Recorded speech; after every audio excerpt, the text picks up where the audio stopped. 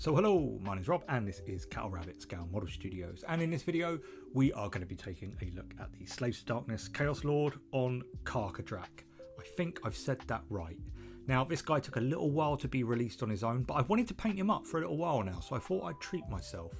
Upon getting this, I did see that there was a few issues, and in this video I'm just going to kind of do an unboxing and show you how to solve some of those issues you might encounter a little bit later.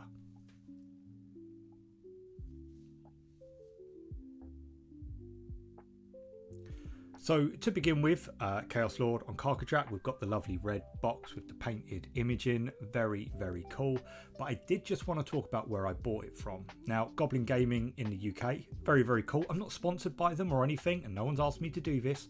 I just always get really good service, and they sent me something this time that I thought was quite cool. You get your obligatory £50 wine voucher. I'm not going to do that, but you know, the thought's there. Someone might. You do get this little card that basically says if you tag them on social media and stuff like that, they'll kind of reshare it, and you know, which is great. I think it's lovely to see people support their local independents. But there was also something else outside of the 2 refresher bars they sent me that my kids nicked. Was this? It's for a game called Firefight. I believe it's by Mantic, and it's like this little kind of handy pocket-sized rule book. And I just thought this was such a cool little thing to just be thrown into the box. This was the only item I ordered. I think it was about £26 I got it from, less the delivery, and I just thought this was a really cool thing to throw in the box with stuff that you sell to kind of get people interested in little games. I love stuff like this. I kind of wish Games Workshop would throw in little handy rules with, you know, when you buy from them or something like that. Something along these lines would be, you know, absolutely fantastic. And I just thought, you know, cool ideas were worth shouting about, and this gets a massive thumbs up from me. Really like stuff like this. But that's not why we're here. Stickers aside, the Chaos Lord on Karkadrak, again, I think I'm saying that right. Really cool model. I've wanted to paint this guy for such a long time. There's not many options or anything like that. I think it's just a head variant. But there's something about this guy, the pose, I think it's just a cool looking figure. And sometimes you see little bits on figures that you just think, I'd love to have a crack at that. In this instance, it's the lizard's face was something that I kept looking at and thinking, I'd love to paint that up. So obviously I don't collect Slaves to Darkness. I know they're going to be the next faction for Age of Sigmar to kind of get like their battletome and stuff like that.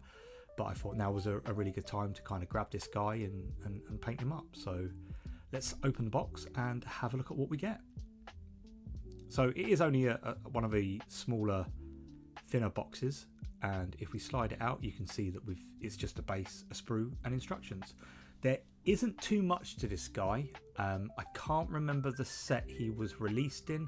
I think it was the Start Collecting box. He was available with them, and then you couldn't get him for ages. If we count the revision stamps just on the corner here, you can see that he's actually got 12 stamps. I think this is the most I've ever seen on a sprue. So this guy quite clearly caused the designers a bit of grief, and I could probably identify much later in a video. Stick around, I'm going to build this guy and go through it with you, what bit that was. But he does come on a 90mm oval base. Obviously it's got the pins already punctured into it for the sculpted tactical rock. Quite like the look of this. It looks like kind of like slate, which I think is a bit better than the clumpy little rocks we sometimes see. Looking at the sprue itself, there isn't too much to this guy. It's one little sprue. You see you've got the top parts, he's got 2 halves, he's got a belly, and then everything kind of just is used to kind of either make the lizard or the guy just sitting on top. The head does come in halves with the seam line running right down the middle. I'm not a fan of that. And those are the head options there. You've got the helmeted or the unhelmeted options there. There's the belly, and he's got a couple of little toes that you glue on. There isn't too much to this guy. He does have sculpted feet on the side of the Karkadrak itself, but you can keep the majority of the rider, or the Chaos Lord, should we say, off, and which makes things a little bit easier to paint. I'll go through my sub-assemblies much later, towards the end of the video.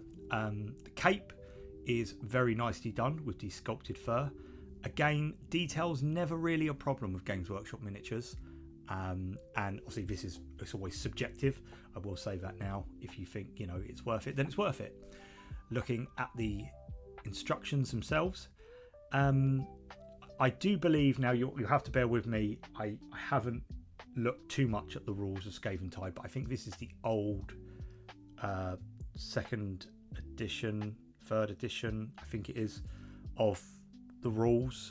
It's a bit blasé. I don't really understand what all the icons means and stuff like that. If you play, this is probably going to make a lot more sense to you, and you'll be able to identify whether this is a current rule or not. I'm not sure. However, opening it up, there's one page. That's all there is to it. He goes together quite easily for the most part.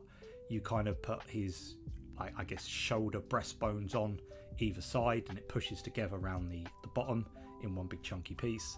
And then you kind of just attach the top panels and the head, and then the last panel goes on top. And then you make the rider, and he pushes in via a pin. There isn't too much to say about these. If you did want a kit bash one, if you've got any of the normal regular Chaos Warriors, you could probably alter the arms really, really easy. Like if you wanted to give him a shield, he's kind of got this cool halberdy axe type thing and a sword pointing, but you could probably give him a shield and it wouldn't look out of place. This guy would be really, really easy to kind of, adjust. Here I've got some fast forward sped up footage of me just ploughing through the build side of things until I encounter the problems. As I said, for the most part, this guy goes together really, really easily. And I think the problem is he goes together maybe just a little bit too well. You'll find that you'll trim the sides down, and you'll kind of put like the breastbone, shoulder bones on, just to kind of pack him out a little bit. He's kind of a stocky little lizard, this guy. And then he kind of just glues around the tail piece, as you can see here. At least I hope you can. I did speed up the footage, otherwise this would have been way too long for an unboxing.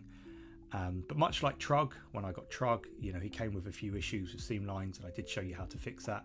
And I think it just kind of, rather than do just a plain old unboxing, show you how to solve any problems.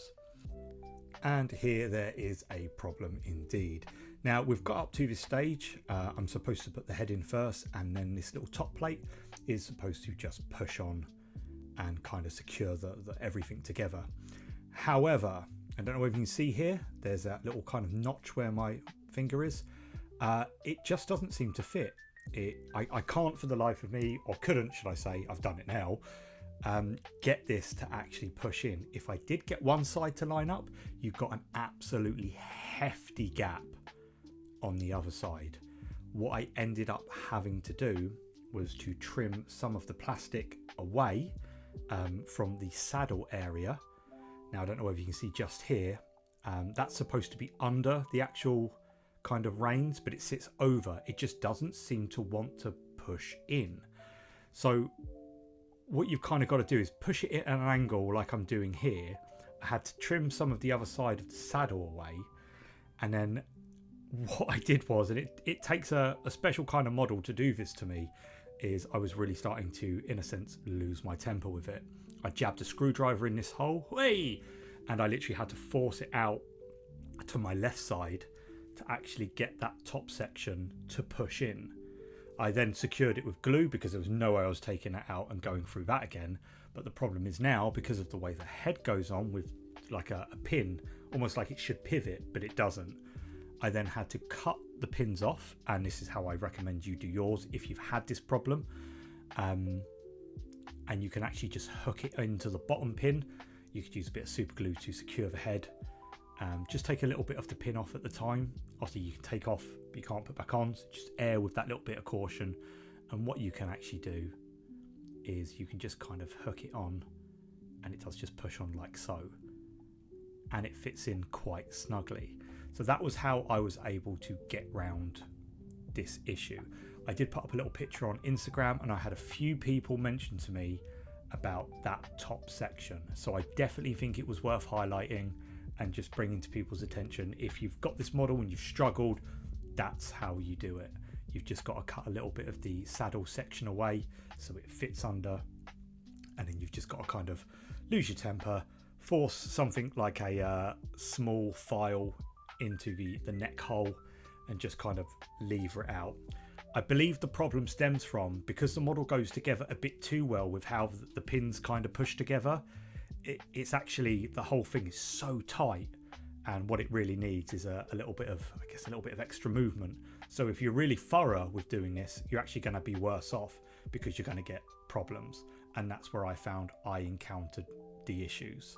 So that's just something to be aware of, and obviously again how to fix it. If you've had that issue, I do hope that helps. If you're still having problems, or maybe I haven't explained myself so well, please do let me know in the comments below, and I'll do my best to advise you. As for the rider, really easy. There's nothing to him.